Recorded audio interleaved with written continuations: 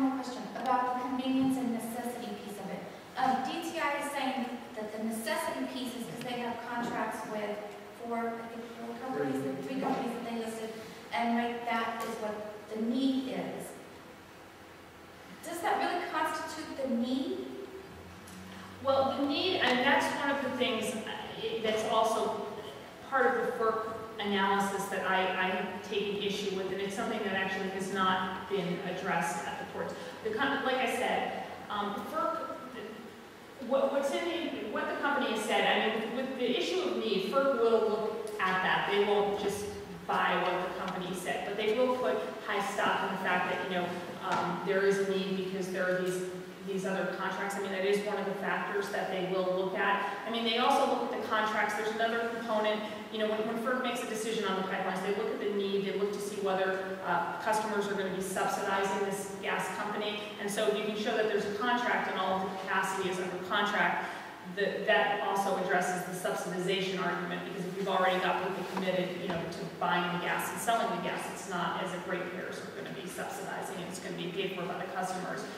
But with the need issue, they will look at that. They will also look, one thing you can look at for need is like at the Department of Energy, the EIA, Energy Information Administration, you know, sort of look at like what the need is, you know, more holistically in terms of what growth predictions are, and, you know, whether there's a need for gas. Also investments in renewables. This is a very renewable friendly state, and so a lot of the power within the state is being generated by renewables. And then also they're delivering it outside of Maryland. It's going to Virginia, Pennsylvania, I think. Is that a lot of it's vice versa, yeah, the other way around. So, yeah, so you know, and so you can also make the argument that, you know, it's, you know, there's no real need in Maryland. But like I said, at the end of the day, one thing that FERC had been doing in their orders is saying, you know, well, even if there's not need, you know, if they're willing to pay for it, we're gonna assume that you know, they're not gonna put up all this money if there weren't some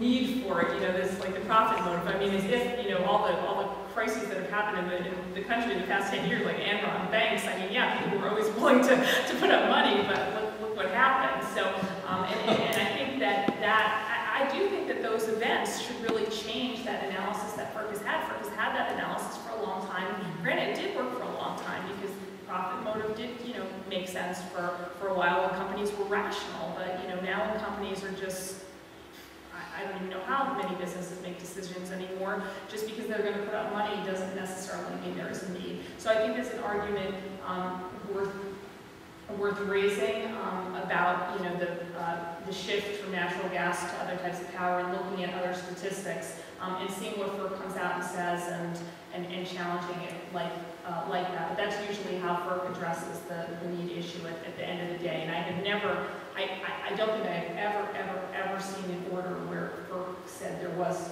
no need. I've seen a couple of orders where FERC has said that the impacts are too great, or where there's, you know, where one alternative will, you know, require too much of an intrusion on property, where there are safety issues once in a while, but never saw one where they said there wasn't any need. It just, but raised the issue. I have a question about necessity. So the one thing that the company makes a statement about is that they need to put this compressor within 15 miles of some of their existing pipeline. Like when I went to the open house, they kept making this argument.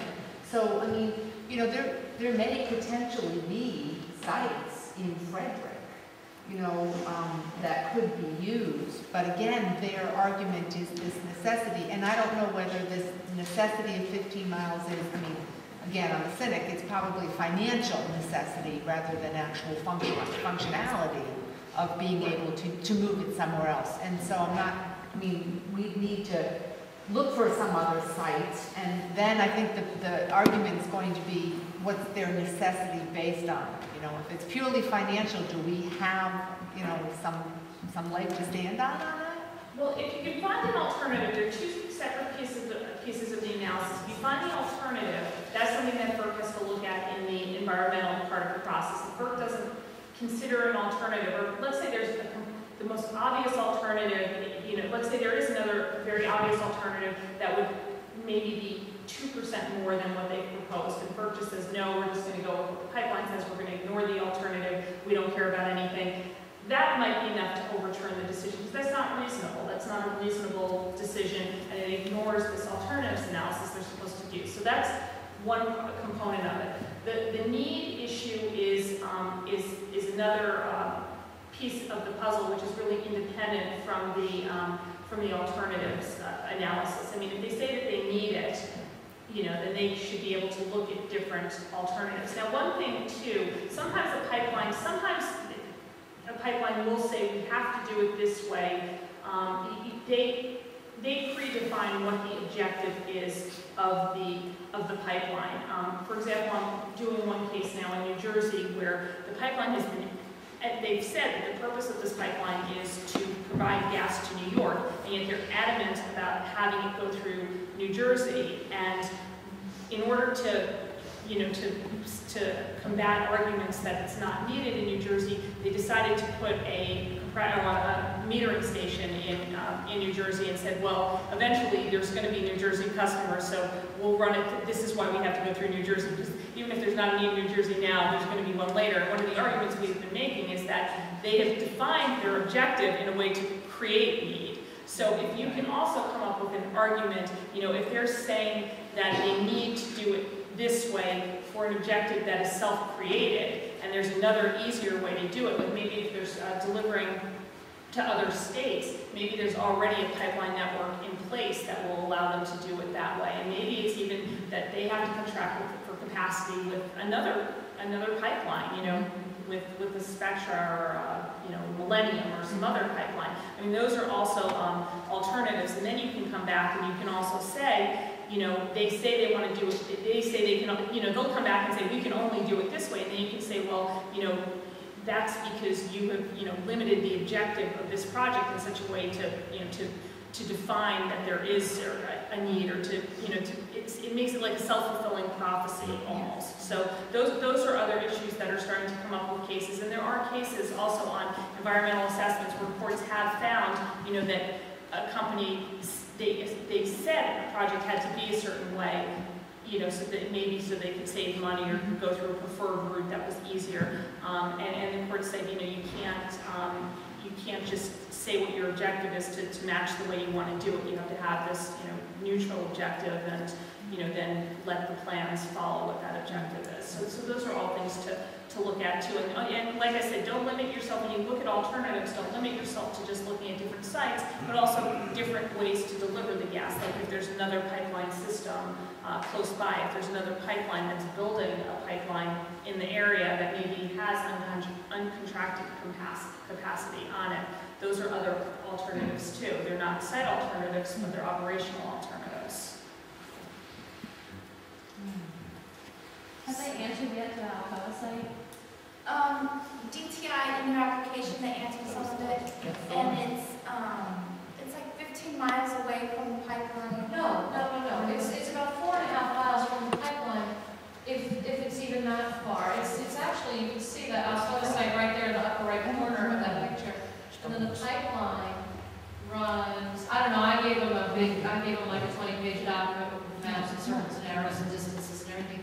But they claim that they have to acquire many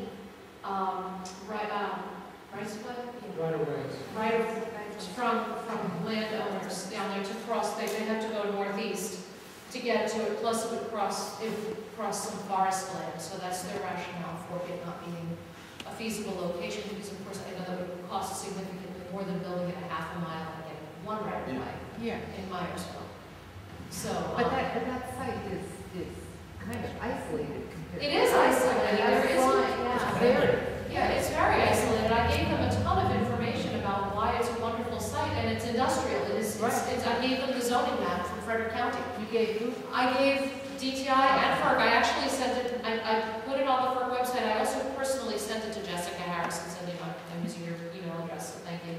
But it is outside of their hydraulic study to the east, but it's not outside of their hydraulic study going north south. You know, they're your argument back is their argument back. I don't quite know how to refute it, you know.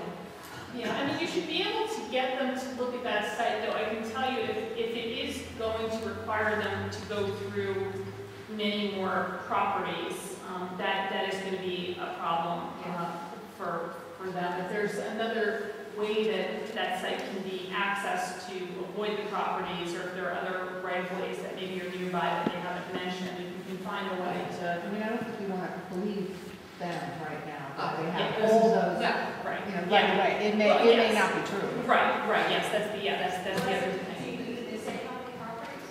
They do, it's in the new DTI prepared environmental assessment with the FERC stamp on it, yeah. Yeah, so I haven't looked at that. There's a chart in there that gives it gives all of the pros and cons of the different sites. Basically, we're screwed. Right. Oh, wait, I'm sorry, before I get to your question, I have one more. You reminded me that your husband was the sheriff, or the impact on local resources. When these pipelines say that they're going to rely on local safety, things like that, that doesn't impact your community. Your town should be very concerned about that your town is going to have to hire like 10 more people to man this station, you know, so it's not abandoned from 9 to 5. You should let your town officials know what these plans are, because I don't feel like towns should be paying for, you know, it's just one thing to have to, you know, to have this facility in your community that you never asked for, but then to have to like pay for the support services that go along with it is just, you know, it's really not fair. So that's an issue that's important to raise to the town, and also when you file your comments about the impact that this is going to have, that you have, you know, very not very much police, you know, or local safety and fire to begin with, and then to, you know, bring this industrial facility in is really going to put a burden on that. So it's another point to raise. I can't say that the courts have always been that sympathetic to it, but that's something that, you know, politically, a lot of politicians may be very sympathetic. But they're